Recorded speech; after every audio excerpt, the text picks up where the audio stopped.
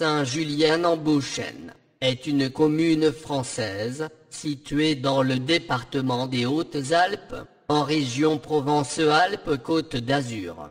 Saint-Julien-en-Beauchêne est une commune des Alpes-Occidentales, au nord-ouest du département des Hautes-Alpes et limitrophe du département de la Drôme. Elle est limitrophe de 7 communes, 3 dans la Drôme, Luce-la-Croix-Haute, Glandage, Boulques, et 4 dans les Hautes-Alpes, Montbran, Laforie, Aspres-sur-Buëche, par le rattachement de l'ancienne commune d'Agnielles, et la Cluse, commune déléguée du Dévoluy. Elle est située dans le pays du Buëche, ou Beauchêne, plus précisément dans la vallée du Grand Buëche.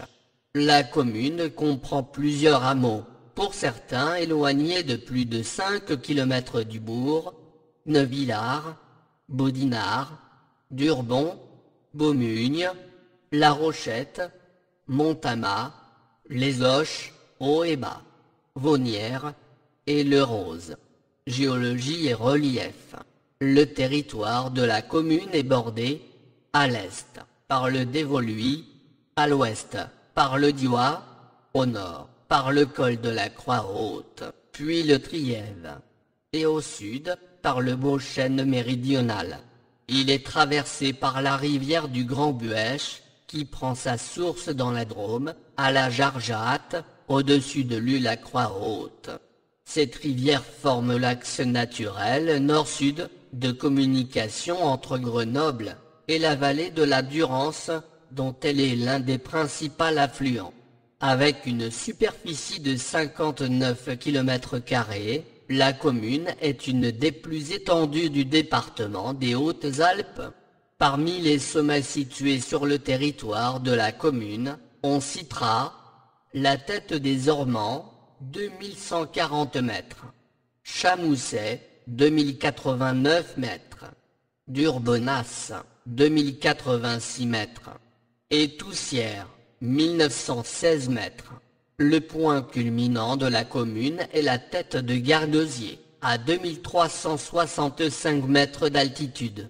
Hydrographie.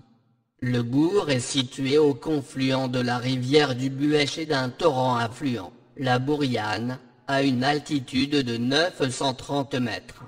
Voies de communication et transport. Voies routières, ferroviaires et fluviales. La commune est traversée par la route départementale 1075, ancienne route nationale 75, et par la voie ferroviaire de la ligne des Alpes. Les activités de transport fluvial du bois sur le Buëche ont cessé. On les appelait les radeliers. On rappelle à ce sujet que la rivière a longtemps été utilisée pour le flottage du bois entre Saint-Julien et Sisteron. Liaison pédestre. 2 sentiers de grande randonnée traversent le village. Le GR 95, qui passe à Vaunières et joint le Diois au Beauchêne, et le GR 94, qui passe par la forêt domaniale de Durbon et joint le Beauchêne au Dévoluy. Urbanisme et typologie. Saint-Julien-en-Beauchêne est une commune rurale.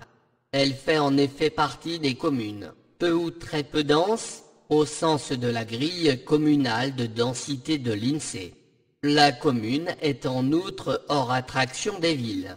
L'occupation des sols de la commune, telle qu'elle ressort de la base de données européenne d'occupation biophysique des sols, Corine Land Cover, CLC, est marquée par l'importance des forêts et milieux semi-naturels, 93,1% en 2018, une proportion pratiquement identique à celle de 1990, 92,8%. La répartition détaillée en 2018 est la suivante: forêt, 67,3%, milieu à végétation arbustive et ou herbacée, 14,3%, espace ouvert, sans ou avec peu de végétation, 11,5%, zone agricole hétérogène, 4,5%, terre arable, 1,5%, Prairies 0,9%. L'IGN met par ailleurs à disposition un outil en ligne permettant de comparer l'évolution dans le temps de l'occupation des sols de la commune ou de territoire à des échelles différentes. Plusieurs époques sont accessibles sous forme de cartes ou photos aériennes. La carte de Cassini, XVIIIe siècle. La carte d'état-major de 1820 à 1866 et la période actuelle de 1950 à aujourd'hui. Le nom de Saint-Julien est attesté dès le début du XIIe siècle et doit son toponyme à Saint Julien l'Hospitalier. Saint Julien, martyr chrétien, né à Antioche, actuellement Antakya en Turquie, était marié à Sainte Basilis. Le nom Bioshana apparaît dans la première charte, octobre 1116, concernant l'établissement du monastère de Durbon. Il s'agit d'une latinisation du nom local pour la région du Buèche. Le nom Buèche lui-même pourrait venir de l'occitan bioc, qui désigne le fond du tonneau, allusion à la forme du cirque de montagne où naît la rivière. Le toponyme Beauchêne, pays du Buèche, a été francisé en Beauchêne. Le nom de Durbon serait une sorte d'acronyme de la devise des chartreux locaux. Duraboni, sed utili. Une autre origine, plus vraisemblable car le nom d'Urbon préexiste la fondation du monastère, serait la bonne eau à partir du celte DWR dur ou dur, eau, qui a donné Durance, par exemple. Les oches désignent les défrichements clos, bas latin. Vaunière désigne la vallée noire. Montama désigne le hameau du mont. Boudinar, autrefois écrit Beldisnar, évoque en occitan le lieu d'un bon dîner. Beaumugne est une francisation de l'occitan Balma, grotte. Les noms de Neuvillard et de la Rochette parlent d'eux-mêmes. Saint-Julien de Buéchène, en occitan ou alpin.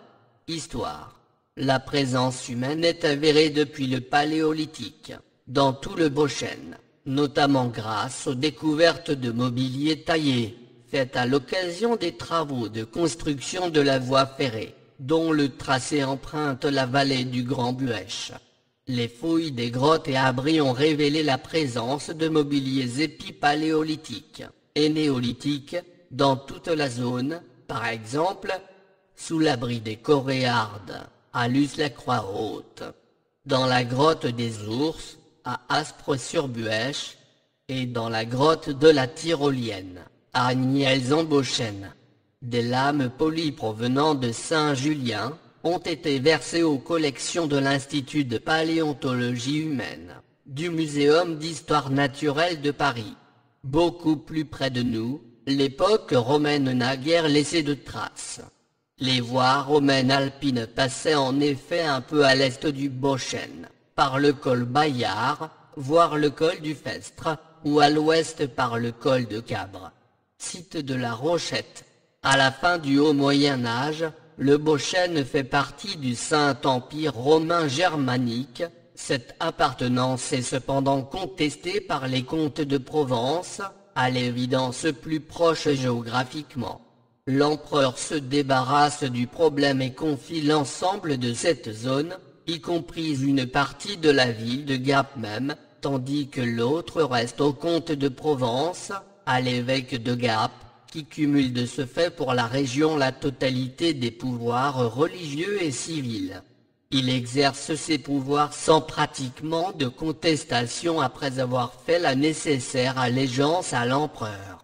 Ces pouvoirs et cette allégeance seront régulièrement renouvelés et notamment par Frédéric Barberousse à Gap en 1184.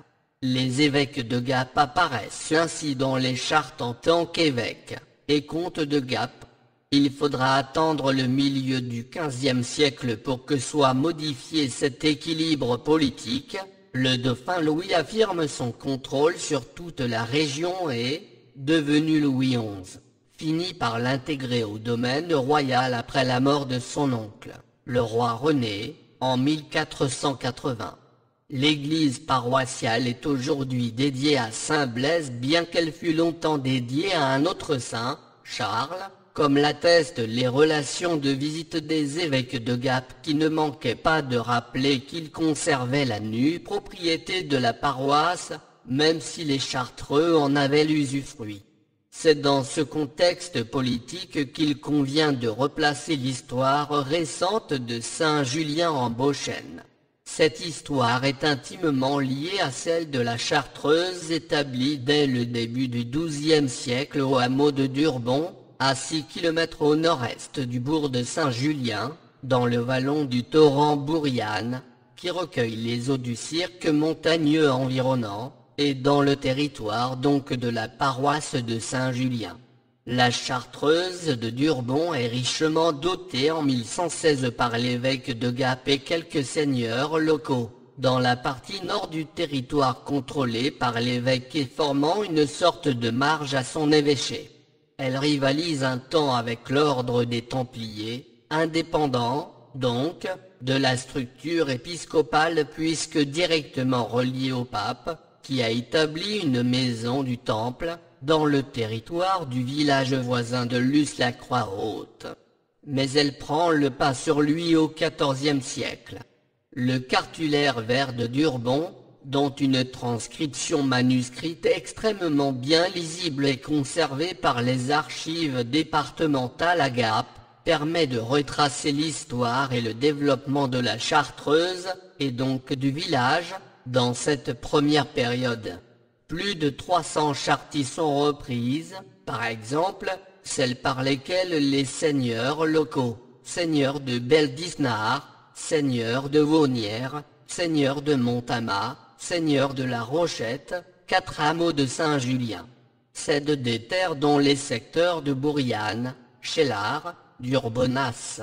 La Chartreuse de Durbon acquiert, essentiellement par des donations, accessoirement par des achats, un patrimoine foncier considérable dans le Beauchesne immédiat, mais également dans le Dévoluy, le Trièves et le Diois, et beaucoup plus loin même, puisqu'elle possède une salinaillère dans le Var actuel. Elle développe par ailleurs des activités économiques significatives dans les domaines agricoles, élevage et exploitation forestière, mais aussi industrielle, mines et métallurgie, dont Durbon est l'épicentre. S'agissant de la métallurgie du fer, la Chartreuse crée sur le territoire de l'actuelle forêt domaniale un haut fourneau à Riou froide, où se développe un véritable complexe métallurgique. Au fourneau martinet forge à la catalane, et plusieurs martinets dont les traces constituent une précieuse source d'études pour l'histoire industrielle et minière régionale. La Révolution met fin à la domination du monastère. Les biens de la Chartreuse sont confisqués, puis dispersés ou vendus. On notera, à ce sujet, les cessions enregistrées à Serre-en-Prairial et Messie d'or de l'an 4, juin 1796, et portant sur plusieurs domaines et montagnes à Saint-Julien, vente de l'administration centrale du département des Hautes-Alpes à des bourgeois de Gap et de Veynes. On a très peu de traces. En revanche, des 2400 ouvrages qui constituaient la bibliothèque des Chartreux au moment de la Révolution. Cette bibliothèque est citée dans l'inventaire établi le 30 janvier 1790 par le dernier prieur de la Chartreuse, dont Bonaventure Hymène. Au moment de la confiscation des biens, en conformité du décret de l'Assemblée nationale du 13 novembre 1789. En 1794, le village change de nom pour prendre celui de Durbon-sur-Buëche. Cela ne dure guère. 2 années plus tard, il reprend le nom de Saint-Julien. On peut penser que certains ont réalisé que le nom de Durbon n'était pas plus laïque que celui de Saint-Julien, en ce qu'il renvoyait à la Chartreuse, voire à sa devise presque éponyme, Dura bonis sed utili, littéralement, renforce le bien, mais l'utile, implicitement, soit bon mais soit efficace. La disparition de la Chartreuse entraîne une récession économique et en conséquence, démographique. La population de la commune passe ainsi de 800 habitants au moment de la Révolution à 500, en 1870. Une courte période de reprise intervient. Elle correspond à la construction de la voie ferrée et aux importants chantiers de génie civil qui en découlent. Ce nouveau grand axe de communication fait de Saint-Julien une étape appréciée dans le franchissement des Alpes occidentales. Une activité de production, de stockage et d'expédition par fer, de glace naturelle à partir des eaux gelées du Buëch se développe en amont du bourg. Elle se perpétuera jusque dans les années 1930 et assurera, pendant les périodes hivernales, un complément de revenus au village. L'exode rural se poursuit, les activités pastorales déclinent régulièrement. En revanche, les activités industrielles de découpe du bois, issues de l'important massif forestier environnant, se maintiennent encore au milieu du XXe siècle, dans plusieurs scieries réparties le long du cours de la rivière. Les activités agricoles, essentiellement pastorales, se perpétuent encore aujourd'hui, pour la plupart dans les hameaux. Une certaine activité touristique et agrotouristique s'est installée autour du thème de la randonnée notamment. Démographie. L'évolution du nombre d'habitants est connue à travers les recensements de la population effectués dans la commune depuis 1793. À partir de 2006, les populations légales des communes sont publiées annuellement par l'INSEE. Le recensement repose désormais sur une collecte d'informations annuelles, concernant successivement tous les territoires communaux au cours d'une période de 5 ans. Pour les communes de moins de 10 000 habitants, une enquête de recensement portant sur toute la population est réalisée tous les 5 ans, les populations légales des années intermédiaires étant quant à elles, estimées par interpolation ou extrapolation.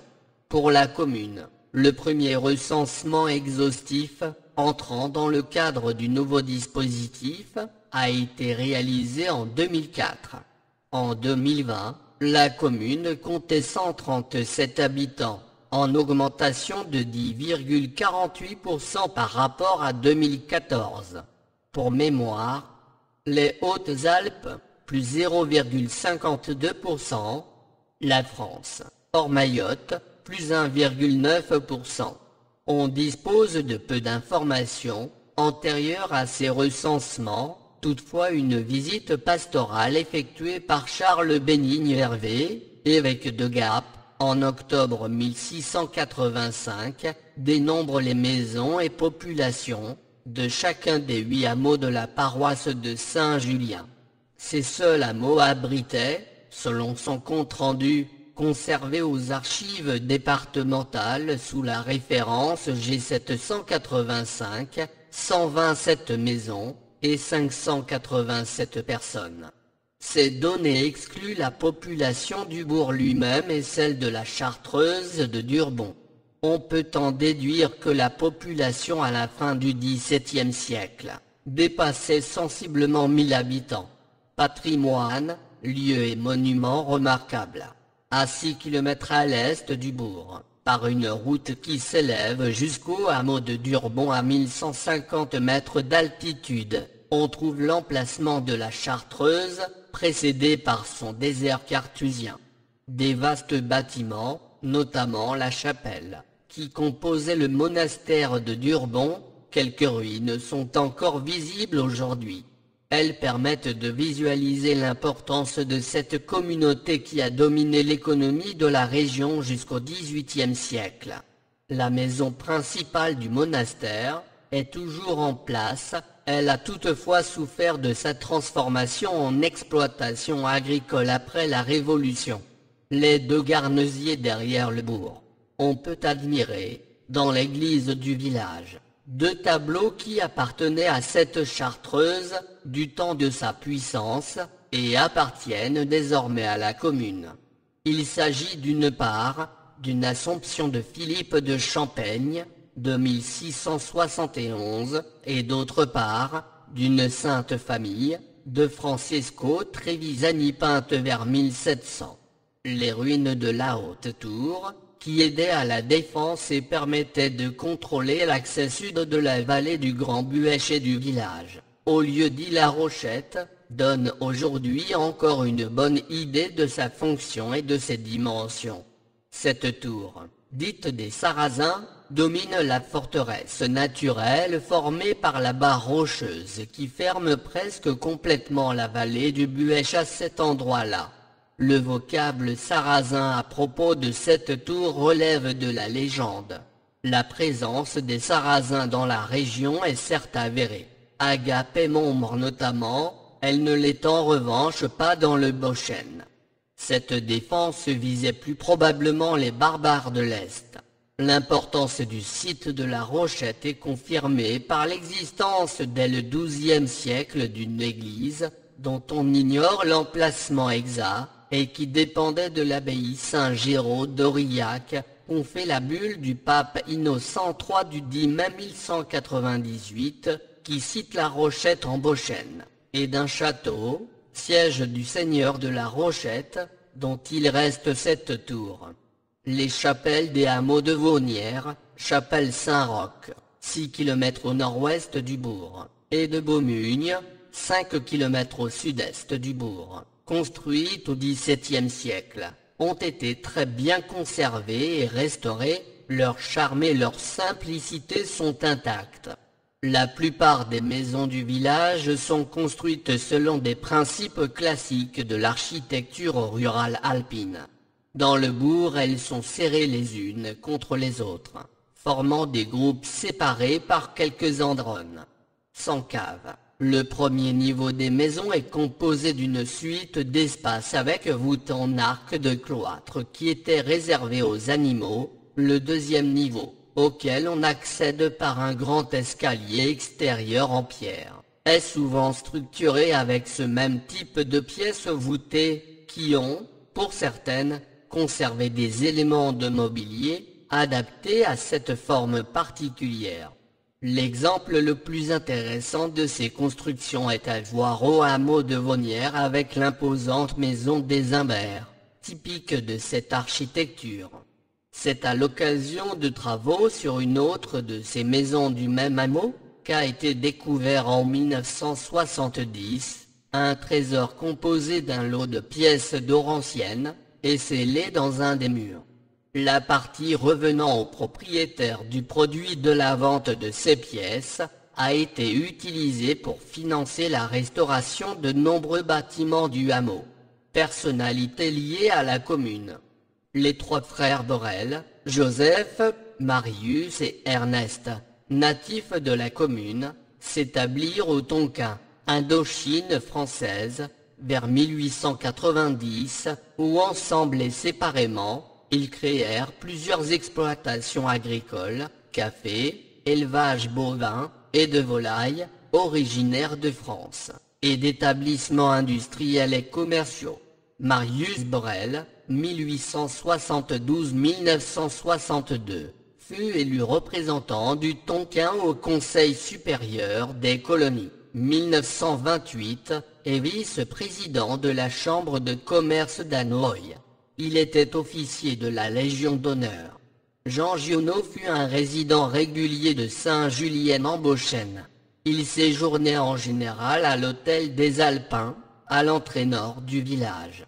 C'est toutefois un des hameaux du village, et non le bourg lui-même, que Giono a immortalisé dans son roman nain de Beaumugne.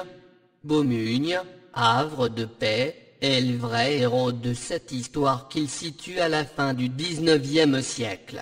Le peintre Paul Signac fréquenta également le village. On citera son tableau Saint-Julien en Boschen peint en 1916, ainsi que plusieurs aquarelles représentant le bourg du village.